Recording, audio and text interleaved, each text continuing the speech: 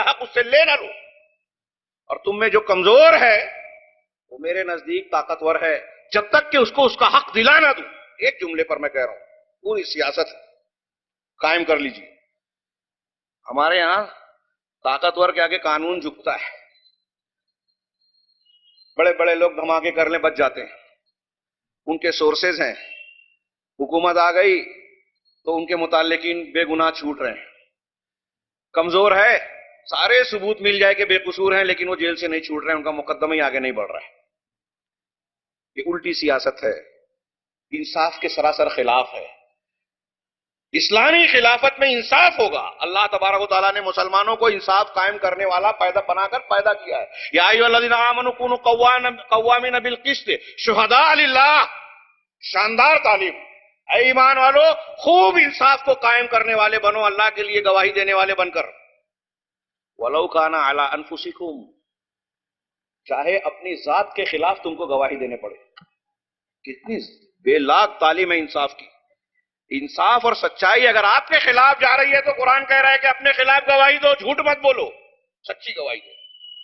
اوی الوالدین والاقربین، یا والدین کے خلاف بھی گواہی دینا پڑے، یا قرابت داروں اور رشتہ داروں کے خلاف گواہی دینے پڑے. وَإِن تَلْوُوا أَوْ تُعْرِضُوا، کیا ہے، وَإِن كَانَ غَنِيًّا أَوْ فَقِيرًا فَاللَّهُ أَوْلَىٰ بِهِمَا. اگر کوئی مالدار ہے یا فقیر ہے تو اللہ ان کا زیادہ حقدار ہے. مالدار کی مالداری دیکھ کر تم سچی گواہی سے پیچھے مت ہٹو، غریب پر رحم اور ترس کھا کر سچی گواہی دینے سے پیچھے نہ ہٹو. اللہ تعالیٰ زیادہ حقدار ہے کہ اس کے ساتھ کیا سلوک اور رحمت ہونی چاہیے، خوب جانتا ہے. تم کو یہ حکم دے رہا ہے کہ سچی گواہی دو. وَإِن تُعْرِضُوا وَإِن تَلْوُوا أَوْ تُعْرِضُوا، اگر تم گول مول کام کرتے ہو، گواہی دینے کے تعلق کے ٹائم پہ جو ہے اپنی زبان کو لپیٹتے ہو، صحیح بات نہیں بولتے کہ گھما پھرا کے بات کر رہے ہیں، نہ صحیح بات بولی نہ غلط، یا گواہی دینے سے سچی بات کو پیش کرنے سے اعراض کرتے ہو، تو اللہ تبارک و تعالیٰ تم کو تمہارے دلوں کو خوب جانتا ہے اور اس کا بدلہ دے گا. یورپ کا ایک بہت بڑا عالم نظمی لوکا یہ کہتا ہے کہ میں نے قرآن کی انصاف کی اس تعلیم سے بڑھ کر کسی شریعت، کسی قانون، کسی دین کی تعلیم نہیں دیکھی جو قرآن نے کہا ہے اپنے ارشاد میں کہ وَلَا يَجْرِمَنَّكُمْ شَنَآنُ قَوْمٍ عَلَىٰ أَلَّا تَعْدِلُوا اعْدِلُوا هُوَ أَقْرَبُ لِلتَّقْوَىٰ، کہ تمہیں کسی قوم کی دشمنی اس بات پر نہ ابھارے کہ تم انصاف نہ کرو. تمہیں کسی قوم کی دشمنی اس بات پر نہ ابھارے کہ تم انصاف نہ کرو. اگر میں آپ سے حسد، جلن یا دشمنی رکھتا بھی ہوں تو انصاف کے تقاضے ہو جائیں تو اپنے ذاتی تحفظ کی بنیاد پر، ذاتی خیال اور دشمنی کی بنیاد پر انصاف کے خلاف آپ سے کارروائی نہ کرو. اللہ تعالیٰ فرما رہا ہے کہ کسی قوم کی دشمنی، نفرت تم کو اس بات پر نہ ابھارے کہ تم انصاف کا تقاضا چھوڑ دو، انصاف نہ کرو. اعدلوا، انصاف کرو، هو اقرب للتقویٰ، یہ تقوی سے زیادہ قریب ہے. نظمی لوگا کہتے ہیں کہ اس سے زیادہ بہترین انصاف کی تعلیم، انسانیت کی دعوت دینے والی کوئی دوسری تعلیم ہو ہی نہیں سکتی روئے زمین پر. اس کی کتنی مثالیں تاریخ میں. حضرت عبداللہ بن رواحہ کو یہودیوں نے رشوت دینا چاہی، زکوٰۃ کا معاملہ کم لے لو، ٹیکس کم لے لو. انہوں نے کیا کہا تھا کہ محمد رسول اللہ صلی اللہ علیہ وسلم سے زیادہ میرے نزدیک کوئی محبوب نہیں ہے یہود، اور یہود سے تمہاری قوم سے زیادہ کوئی مبغوض اور ناپسندیدہ نہیں، لیکن اللہ کے رسول کی محبت اور تم سے نفرت، میں یہ دونوں چیزیں میں اس بات پر استعمال نہیں کر سکتا، یہ نہیں ابھارتی کہ میں تمہارے ساتھ ناانصافی کروں. تو انصاف کا تقاضا ہے، وہی کروں گا. دیکھیے جب ایران فتح ہوا، مسلمانوں نے کیسی فراخ دلی کا مظاہرہ کیا، ابو عبیدہ بن جراح نے کس طریقے سے معاہدات کیے، جس کے ساتھ جو عہد و پیمان کیا، کتنا بھی کمزور ہو اس کو عہد و پیمان کو پورا کیا. حضرت عمر بن خطاب رضی اللہ تعالیٰ عنہ ایک مرتبہ راستے سے گزرے، بھیڑ لگی ہوئی تھی. کیا بات ہے؟ کہا ایک بوڑھا آدمی ہے، بھیک مانگ رہا ہے. کون ہے؟ کہا ایک یہودی ہے.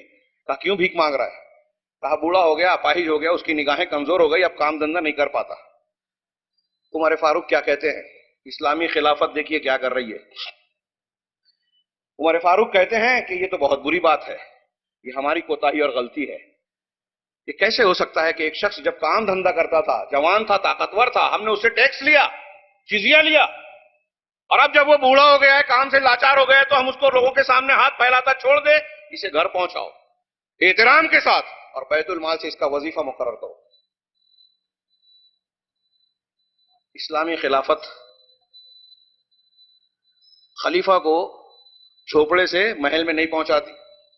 آج ہمارے ہاں کوئی کونسلر، میونسپل کونسلر بن جائے، کارپوریٹر بن جائے، جھوپڑے میں رہنے والا، تو 6 महीना साल भर नहीं गुजरता वो बिल्डिंग में आ जाता है और लोग समझते हैं उसका हक है। हजरत उमर बिन अब्दुल अजीज रहमहुल्लाह बहुत मालदार थे, अमीर थे, शाहाना ठाट थे, खलीफा बने, सारा शाहाना ठाट सारा पैसा बैतुल माल में डाल दिया, गरीब हो गए। आज का छोटा सा ओहदा पाने वाला गरीब अमीर बन जाता है इस्लामी खिलाफत का एहसास जिम्मेदारी से। बहरावर इंसान मालदार था, खलीफा बनने के बाद गरीब हो गया। खुलफाए राशिदीन को देखिए, जब वो वफात हुई तो उन्होंने कोई बहुत बड़ा बैंक बैलेंस नहीं छोड़ा। जो लोग उन पर इल्जाम लगाते हैं दुनिया क्या क्या बनाई उन लोगों ने, तो ये इंसाफ कायम करते हैं, हकदार को हक देते हैं, इस्लामी निजाम को कायम करते हैं। हमारे यहां एक बहस चलती है कि खिलाफत मुल्कियत में कैसे तब्दील हुई। हजरत अमीर मुआविया रजी अल्लाह तआला अन्हु बनु उमैया के पहले मुल्कियत के अलंबरदार इस्लामी इमाम अमीरुल मोमिनीन कहलाते हैं तारीख में जो उलमा लिखते हैं। अगरचे उलमा ने लिखा कि दुनिया के तमाम बादशाहों में सबसे बेहतरीन बादशाह वो थे और उनकी बादशाहत इस्लामी खिलाफत से इंतहाई करीब तर थी। चंद चीजों में उन्होंने थोड़ा सा तब्दीली की, तो इस्तिलाही तौर पे उसको इस्लामी खिलाफत लोग नहीं मानते। हमारा यहाँ का एक पूरा तबका तहरीकियों का, तंज नहीं कर रहा हूं, गौर करें वो इस बात पर कि अमीर मुआविया की खिलाफत पर तो तनकीद करते हैं कि वो खलीफा नहीं थे, बादशाह थे, लेकिन वो फिक़्ह जाफरी को मानने वाले, जो कुरान को नहीं मानते, जो सहाबा कराम को गाली देते हैं, जो इस्लामी सजाओं को नाफिज करने का ढोंग रचाते हैं, जो जिना की हद जारी करने के बजाय मुता के नाम पर जिना की इजाजत देते हैं, जिन्होंने सुन्नियों का कत्लेआम किया है, माजी में भी और आज भी कर रहे हैं। अहवाज जो अरबस्तान का इलाका है, मुसलसल सुन्नियों का पूरा इलाका, वहां कत्लेआम हो रहा है, शाम में कत्लेआम हो रहा है, इराक में कत्लेआम हो रहा है। उन लोगों को ये लोग कहते हैं कि इस्लामी इनकलाब आ गया खुमैनी साहब के जरिए। अमीर मुआविया की खिलाफत पे तनकीद है और इन कातिलीन मुस्लिमीन को इस्लामी खिलाफत का अलंबरदार या इस्लामी इनकलाब का अलंबरदार कहते हैं। इनकी अकल कहां खोई गई है मेरी समझ में नहीं आती। उनके खिलाफ जो हकायक बयान किया कहते प्रोपेगंडा, और प्रोपेगंडे को सच्चाई कहते हैं। वही अल्लाह के रसूल के हदीस के झूठे को सच्चा मानते हैं, सच्चे को झूठा, अमानतदार को खाइन और खाइन को अमानतदार।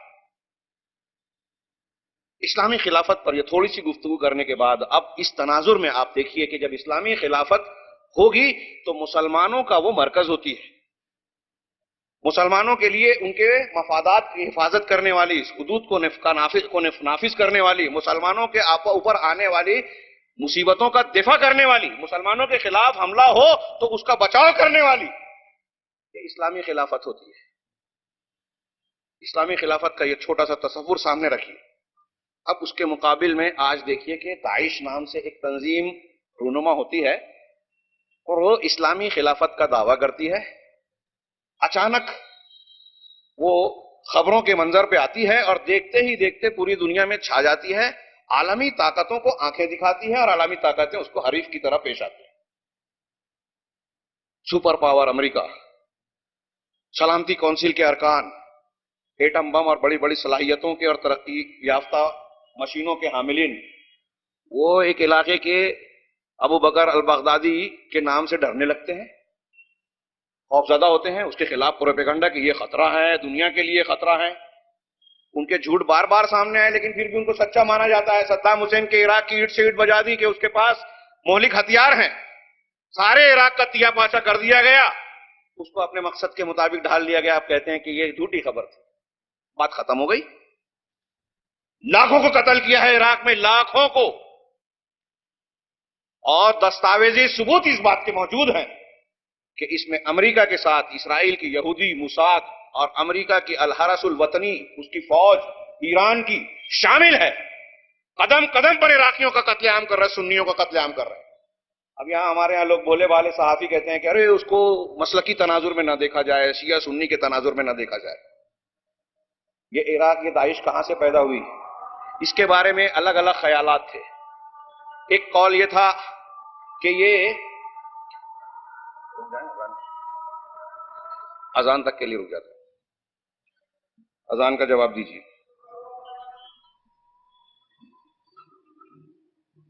बिस्मिल्लाहिर्रहमानिर्रहीम। मोहतरम हाज़रीन, बात यह चल रही थी कि ये दाइश हकीकत में कहां से आई, اس کے افراد کون لوگ ہیں، ان کے مقاصد کیا ہیں۔ جب یہ اولاً منظر عام پر آئے تو کچھ دنوں تک ان کے تعلق سے مختلف قسم کے خیالات پائے جاتے تھے۔ جیسا کہ میں نے عرض کیا کہ یہ ایک راز تھا، کچھ لوگوں کا خیال تھا کہ یہ CIA کی تربیت یافتہ ایک ٹیم ہے جو امریکی مقاصد کو پایہ تکمیل پہنچانے کے لیے وجود میں لائی گئی ہے۔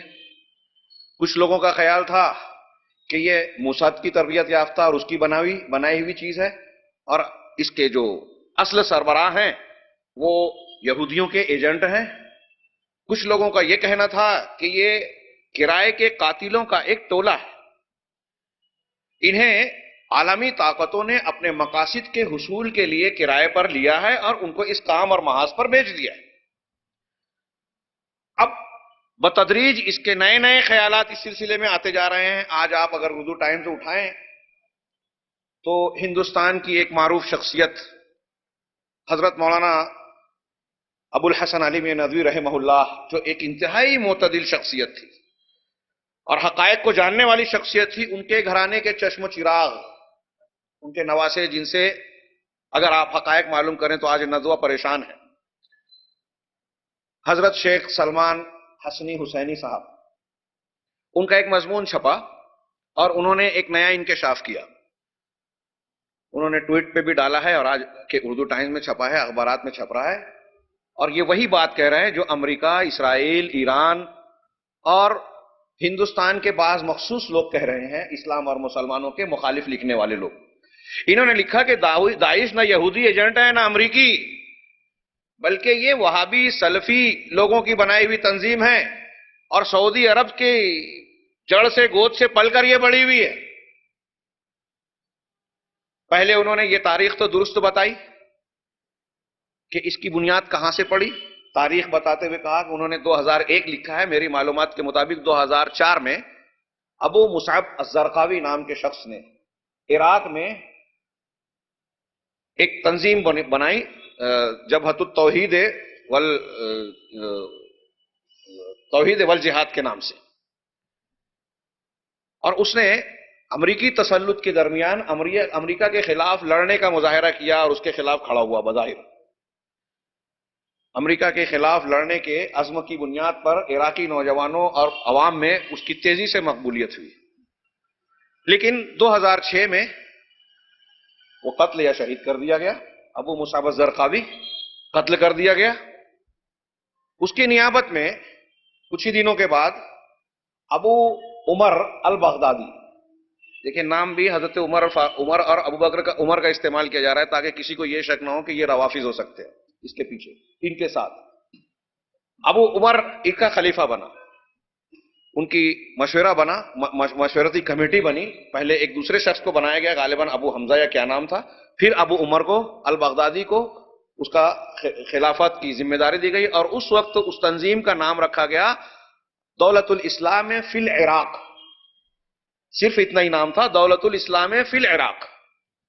اس نے ابو حمزہ نام کے شخص سے کولیبریٹ کیا، انضمام کیا، بعض دوسری تنظیموں کے ساتھ جڑ کر کام کرنے لگا، لیکن 2010 میں سرسار کے بستی میں ایک بم کا حملہ ہوا۔ یہ دونوں شخصیتیں اس گھر میں موجود تھیں، ابو عمر بغدادی اور اس کا ساتھی، یہ دونوں قتل کر دیے گئے۔ اس کے بعد ابو بکر البغدادی کو اپنا امام اور امیر گھوشت کیا گیا، مقرر کیا گیا، کس کی طرف سے؟ دولت الاسلام فی العراق۔ اور پھر اس نے ابو محمد الدولابی سے کولیبریٹ کیا، اس کے ساتھ جبہت النصر کے نام سے شام میں ایک تنظیم کام کر رہی تھی، اس کی قیادت میں ابو محمد کی، اس سے اس نے تعلق جوڑ لیا اور یہ شام میں بھی جانے لگا۔ تب سے اس کا نام پڑا دولت الاسلام فی العراق والشام، جس کا شارٹ فارم ہے داعش۔ انگریزی میں اس کو ISIS کہا جاتا ہے، ISIS کہا جاتا ہے۔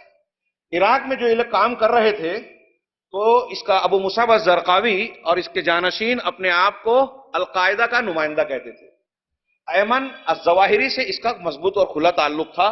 خط و کتابت ہے جو ریکارڈ پر موجود ہے. ہمارے سلمان حسینی صاحب یہ کہتے ہیں کہ ان کا تعلق سلفیوں سے ہے. سلمان حسینی صاحب یہ کہتے ہیں کہ داعش کے لوگ علامہ ابن تیمیہ اور محمد بن عبد الوہاب کی کتابوں سے استفادہ کرتے تھے. یہ میرے پاس کتاب ہے, میں نے اسی لیے اسٹیج پر ساتھ لایا ہوں.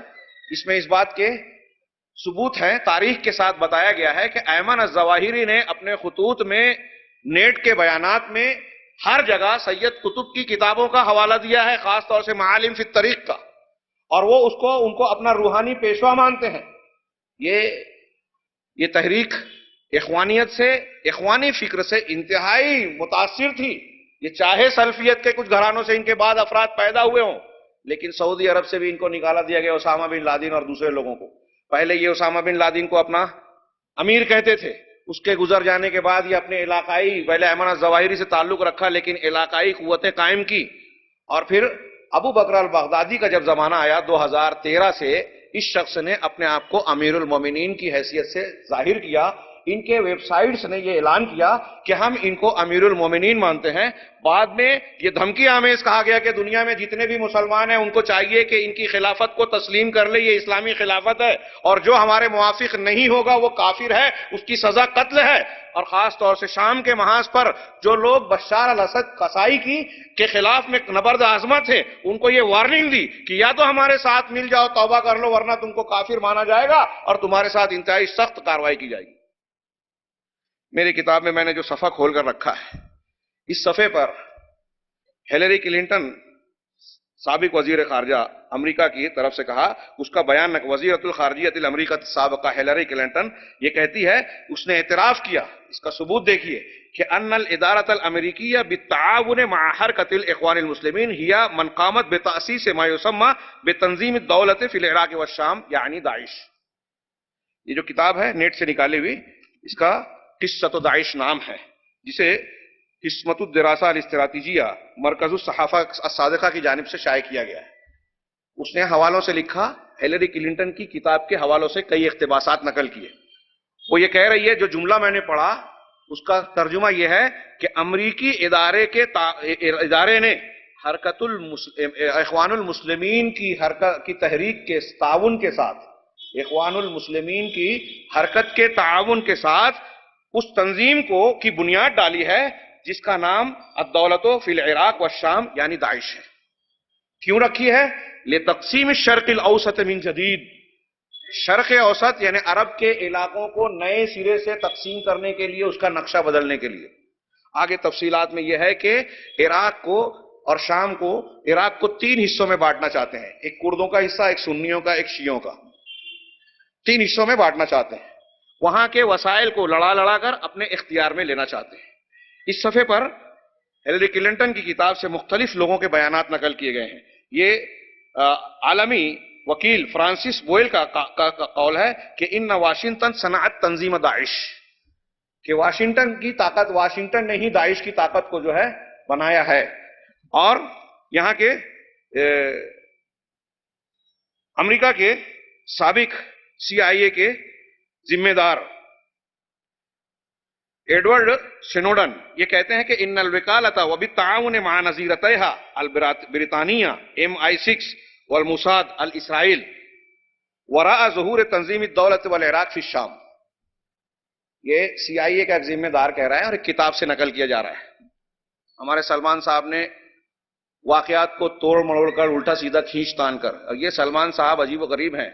میرے پاس ابھی ہاتھ میں موجود ہے, ہمارے پاس موجود ہے کہ انہوں نے جب 2013 میں ابو بکر البغدادی کی امارت کا اعلان ہوا تو انہوں نے خط لکھا, اس میں کچھ نصیحتیں کی, لیکن اس نصیحت سے پہلے جو خطاب ہے, ابھی ہم کو لوگ مشورے دے رہے ہیں کہ اس کا ترجمہ کر کے یہاں کے اخبارات میں چھائے کر دیا جائے. کہ آج وہ اسلام اور مسلمانوں کا دشمن اور سلفی وہابی کہہ کر اس کو متہم کر رہے ہیں, دشمنوں کو طاقت پہنچا رہے ہیں, ان کے ایجنڈے پر کام کر رہے ہیں, اس لیے کہ ان کا ایران سے اور خمینی ازم سے تعلق گہرا ہو چکا ہے. ایران کا دورہ کر چکے ہیں, ایرانی قونصلیٹ کے لوگ ان کے مدرسے کا دورہ کر چکے ہیں. یہ چھوٹا موٹا جرم نہیں ہے. تو میرے پاس وہ خط ہے جس میں انہوں نے ابو بکر البغدادی کو امیر المومنین کہا ہے. ہمارے محکمے کے لوگ نوٹ کریں, ہندی مراٹھی اخبار اور دوسرے اخبارات جو لکھ رہے ہیں کہ یہ سلفیت سے تعلق رکھنے والا ہے، وہ اچھی طرح لکھ لیں کہ داعش کا سلفیت سے کوئی تعلق نہیں ہے۔ سلفی اصول و ضابطے، ابھی اس کتاب کے بعد آپ منہج سلف کا کتاب سنیں گے، سلفیت کا، اہل حدیث کا، وہابیوں کا جو منہج ہے قرآن و حدیث کے مطابق، داعش کا اس سے دور دور تک تعلق نہیں ہے، بلکہ سلفیوں کو بدنام کرنے کے لیے یہ مشہور کیا جا رہا ہے۔ عجیب حیرت انگیز بات ہے، میں اکثر کہا کرتا ہوں تقریروں میں کہ امریکہ اور یورپ کے دانشوران، تھنک ٹینک بار بار لکھ رہے ہیں، 9/11 کے بعد سروے رپورٹ بتاتی ہے کہ ہر روز اسلام اور مسلمانوں کے خلاف ایک کتاب 2 کتاب چھپ رہی ہے۔ ان کتابوں میں اکثر و بیشتر میں یہ بتایا جاتا ہے کہ اسلام کے جس طبقے سے یورپ والوں کو اور ان کی فکر کو، ان کی تہذیب کو خطرہ ہے، وہ سلفی لوگ ہیں، سلفی فکر ہے۔ جس سے ان کو خطرہ ہے وہی ان کے دوست ہیں۔ کتنی حیرت کی بات ہے، ایک طرف وہ خطرہ کہتے ہیں اور ہمارے یہاں کے لوگ کہتے ہیں کہ یہ یہود و نصارہ کے اور امریکہ کے ساتھ میں ہے۔ سلمان صاحب بتائیں، انہوں نے بہت سے واقعات کو توڑ مروڑ کے بیان کیا کہ یہ سب کو کافر کہتے ہیں، حالانکہ کفر کی ٹکسال ہمارے یہاں تکفیری ٹکسال موجود نہیں ہے۔ کہ وہ ایک طرف تو یہ کہتے ہیں، سعودی عرب کو انہوں نے متہم کیا، ایک طرف یہ کہتے ہیں، ہمارے مراٹھی اخبار یہ لکھ رہے ہیں کہ سعودی عرب سے اس کی فنڈنگ ہوتی تھی، حکومت نہیں کرتی، کچھ لوگ کرتے ہیں۔ حالانکہ شام کے محاذ پر گزشتہ 3 سے 4 سال میں 3.5 لاکھ سنی مسلمانوں کو قتل کیا ہے بشار الاسد نے، ایران نے، روس نے مل کر، اور اس میں حزب اللہ جو اصل میں حزب اللہ ہے، حسن نصر اللہ کی لبنان کی تنظیم، شیعوں کی تنظیم، روافض کی، ان تمام لوگوں نے مل جل کر 3.5 لاکھ سنیوں کا، جس میں اکثریت سلفیوں کی ہے، ان کو قتل کر رہے ہیں۔ ان کی مدد کون کر رہا ہے؟ صرف سعودی عرب۔ 2 لاکھ شامیوں کو امریکہ نے پناہ دینے کا اعلان کیا تو ہمارے یہاں کا میڈیا سر پہ اٹھا لیا، لوگ کہنے لگے کہ عربوں کو شرم سے ڈوب مرنا چاہیے، ایسا کر لیا ویسا کر لیا، اور ان کے ساتھ ان کو جانے کے بعد کیا ہوا، اور ابھی فرانس کے حملے کے بعد ان کے ساتھ کیا سلوک ہو رہا ہے وہ اخبارات میں پڑھیے، آپ پریشان ہو جائیں گے کہ مسلمانوں کے ساتھ کھلواڑ کیا جا رہا ہے۔ لیکن 25 لاکھ شامیوں کو سعودی عرب نے اپنے یہاں آسرا دیا۔ شاہ سلمان نے کہا کہ یہ پناہ گزین نہیں ہیں، یہ ہمارے بھائی ہیں، بھائیوں کی طرح ان کا سلوک کیا جائے۔ خلاف قانون و قاعدہ ان کو مفت تعلیم، طبی مدد دی جا رہی ہے، نوکریاں دی جا رہی ہیں، مدد کی جا رہی ہے۔ سعودی عرب کے عام لوگوں نے اپنے گھروں کے دروازے کھول دیے۔ رات کی تاریکی میں پناہ لینے والے لوگوں نے جو شام سے بھاگ کر وہاں گئے، عورتوں بچوں نے، صرف سعودی عرب ہے جو ان کو بھائیوں کی طرح استقبال کرتا ہے، اسی کو بدنام کر رہے ہیں۔ اس لیے کہ سعودی عرب جامعہ اسلامیہ، جامعہ مدینہ، جامعۃ الامام اور دوسرے مدارس جو ان کے ہاں چل رہے ہیں، پوری دنیا کے مسلمان وہاں جا کے تعلیم حاصل کر رہے ہیں۔ یورپ کے نومسلمین وہاں تعلیم حاصل کر رہے ہیں۔ کس کے خرچ پہ؟ سعودی کے خرچ پر۔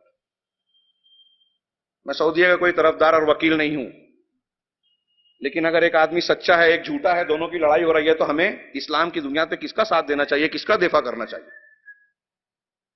یورپ میں جو بڑے بڑے اسلامی مراکز قائم ہیں، جس سے نئے نئے لوگ مسلمان ہو رہے ہیں تیزی سے، جس سے دنیا پریشان ہے، جس کی وجہ سے لوگ مسلمانوں کے خلاف یلغار کیے ہوئے ہیں کہ اسلام اتنی تیزی سے بڑھ رہا ہے، یہ اسلام تیزی سے بڑھ کیسے رہا ہے؟ اس میں سب سے بڑا ہاتھ سعودی عرب کا۔ اسلامک سینٹر وہاں بنا یورپ میں، کتابیں فراہم کی، احمد دیداد اور ابو امینہ بلال فلپس اور وہاں جتنے مبلغین ہیں سب کو تعاون سعودی عرب سے ملتا ہے۔ ویٹیکن سٹی جو کیتھولک چرچ کا مرکز ہے، شاہ فیصل کے زمانے میں وہاں اسلامک سینٹر بنانے کی شروعات کی گئی تھی۔ عیسائی لوگ اس کو روکتے رہے، شاہ فہد کے زمانے میں وہ تکمیل کو پہنچی۔ چھوٹا موٹا کام ہے؟ دنیا میں کہیں کوئی مصیبت آئے مسلمانوں پر، غیر مسلموں پر، سب سے بڑھ چڑھ کر، آج تو یہ بات مخالفین بھی مانتے ہیں، مدد کرتا ہے۔ مینا کا حادثہ ہوا، مکہ کا حادثہ ہوا، لوگ الزام لگانا شروع کر دیے۔ لوگ کہتے ہیں حج سے سعودی عرب کماتا ہے۔ ثبوت آئے، شواہد آئے کہ حج سے کماتا نہیں ہے، اس کی وزارت کروڑوں لاکھوں ریال سالانہ خرچ کرتی ہے۔ حاجیوں سے جتنا کماتا ہے وہ عشر عشیر بھی نہیں ہے اتنا جتنا حج پر سعودی حکومت خرچ کرتی ہے۔ 24 گھنٹہ سعودی حکومت قرآن کو مختلف دنیا کی زبانوں میں چھاپ رہی ہے، مجمع فہد میں چائنیز، نیپالی، تمل، ہندوستان کی کئی زبانوں میں قرآن چھاپ کر بانٹ رہی ہے۔ بائبل کو دنیا کی ہر زندہ زبان میں لوگوں نے چھاپ دیا، مسلمانوں نے کچھ نہیں کیا تھا، یہ کام صرف سعودی حکومت نے کیا۔ وہاں کی جالیات سے ہر سال کئی ہزار لوگ مسلمان ہوتے ہیں، فلپائنی اور دوسرے جالیات کے لوگ تبلیغ کرتے ہیں سعودی عرب کی۔ ایران نے اس میں سے کوئی کام کیا؟ فلسطینیوں کہتے ہیں کہ کہیں جنگ میں حصہ نہیں لیا۔ سلمان صاحب نے لکھا اپنے مضمون میں، آج ہم لوگوں نے گاڑی میں پڑھا اس کو۔ سلمان صاحب لکھتے ہیں کہ محمد بن عبد الوہاب اور ان لوگوں نے صرف مسلمانوں سے جنگ کی، کسی سے نہیں کی، ان کی معلومات نہیں ہے، ان کی معلومات نہیں ہے، انہوں نے مشرکین اور مخالفین سب سے جنگ کی۔ 2-3 جنگیں جو عربوں کی لڑی گئی، اس میں سعودی عرب کا کیا ہاتھ تھا آپ جانتے ہیں؟ دوسری جنگ میں شاہ فیصل کا خاص حصہ تھا، اور امریکہ سے پیٹرول کو روک کر دنیا میں ایک بہترین نظیر قائم کی تھی۔ کس نے کیا تھا؟ سعودی نے کی تھی۔ اب اگر آج سعودی کوئی قدم اٹھانا چاہتا ہے کہ فلسطین پر فلسطینیوں کو بچانے کی کوشش کرے، اسرائیل کے خلاف کوئی کارروائی کرے، تو امریکہ اور یورپ بعد میں، پہلے مسلم ممالک جو گرد و پیش میں ان کے ایجنٹ موجود ہیں، داعش جیسی تنظیمیں ہیں، ان کے پیروں میں بیڑیاں ڈال کر انہیں روکتی ہے، دعوت کے کام سے بھی اور دوسرے کاموں سے بھی۔ عیسائی مشنریز نے 1975-80 کی دہائی میں یہ قسم کھائی تھی، ان کے بڑے بڑے گڈ نیوز کر کے انہوں نے ایک تنظیم بنائی تھی اور قسم کھائی تھی کہ سن 2000 کے آتے آتے ہم افریقہ کے بر اعظم کو مسلم اکثریت کے بر اعظم سے عیسائی اکثریت کا بر اعظم بنا دیں گے۔ ہماری مشنریز اس طرح کام کریں گی، میڈیکل سے، تعلیم سے، عوام کی سطح پر جا کر اکثریت عیسائیوں کی ہو جائے اس بر اعظم میں، اور انڈونیشیا کو اسلامی اکثریت والے ملک سے عیسائی اکثریت والا ملک بنا دیں گے۔ اس کے لیے ان کا ایک جہاز پانی کا روز وہاں کھڑا رہتا تھا، اور کیا کیا کرتے تھے اس کی تفصیل پیش کرنے کی مجھے ضرورت یا موقع نہیں ہے کہ نوجوانوں کو کس طرح پھسلاتے تھے، اپنے دام میں پھنساتے تھے، کوشش کرتے تھے۔ اس کا مقابلہ کس نے کیا ہے؟ ہم اور آپ کو خبر نہیں ہے۔ 2 ملکوں نے کیا، سعودی عرب اور کویت۔ کویت کی احیاء التراث الاسلامی، کویت کی حکومت کا صدام حسین کے کویت پر حملہ کرنے سے پہلے سالانہ بجٹ کا 8% اس کے لیے مختص تھا کہ پوری دنیا میں اسلام کا دفاع کیا جائے، اسلامی تعلیمات عام کی جائے، مساجد کی تعمیر کی جائے، دعوت کے سینٹرز بنائے جائے، دعات کو قوت دی جائے۔ دنیا کا امیر ترین ملک 8% خرچ یہ کر رہا ہے۔ ایران کی اگر کوششیں آپ دیکھیں تو وہ آج یمن میں حوثیوں کو ہتھیار دے رہا ہے کہ وہاں بم دھماکے کرو، مارو، اور اس کے بعد ہمارا ٹارگٹ ہوگا۔ ایران کے مقاصد اور عقیدے کا حصہ ہے کہ عراق اور ان چیزوں کو فتح کرنے کے بعد ہم کسروی دور کی جو حضرت عمر فاروق رضی اللہ تعالیٰ عنہ کے زمانے میں مجوسیوں کی حکومت ٹوٹی تھی، اس کو قائم کریں گے۔ پھر یہاں سے ہم مکہ مدینہ پر قبضہ کریں گے۔ مکہ مدینہ پر قبضہ ہو جانے کے بعد مدینہ میں جناب محمد رسول اللہ صلی اللہ علیہ وسلم کی قبر کے بازو سے ابو بکر اور عمر فاروق کی قبروں کو کھودیں گے، ان کو سولی دیں گے، اور پھر حضرت عائشہ صدیقہ رضی اللہ تعالیٰ عنہ کی قبر کو کھود کر ان پر رجم کی حد جاری کریں گے۔ یہ میں ہوا میں بات نہیں کر رہا ہوں، شیعوں کی مذہبی کتابوں میں لکھا ہوا ہے، اور اس مقصد کو تکمیل پر پہنچانے کے ارادے کو ایرانی حکام کے لوگوں نے بیان دیا۔ ابھی حوثی باغیوں نے جو شیعہ ہیں، جو شیعوں کے ٹرین کردہ حرس الوطنی کے اور حزب اللہ کے ٹرین کردہ ہیں، ان لوگوں کو ہتھیار روزانہ حوثیوں کے صنعاء پر قبضہ کرنے کے بعد عدن کی طرف جب پیش قدمی ہوئی تو وہاں کے جو امیر تھے، کیا نام ہے، ہادی ابن عبد الربی، انہوں نے سعودی عرب سے مدد مانگی۔ خلیجیوں کا پیکٹ ہے کہ ایک دوسرے پر حملہ ہو تو مدد کریں گے، ایک تو مدد مانگی، دوسرے یہ لوگ یہ دھمکی دے رہے تھے کہ اب یمن کے بعد سعودی عرب کا نمبر ہے، اور روزانہ ایران سے 2 بڑے بڑے جہاز بھر کر ہتھیار وہاں پہنچ رہے تھے اور سعودی عرب کے بارڈر پر جمائے جا رہے تھے۔ ایسے میں شاہ سلمان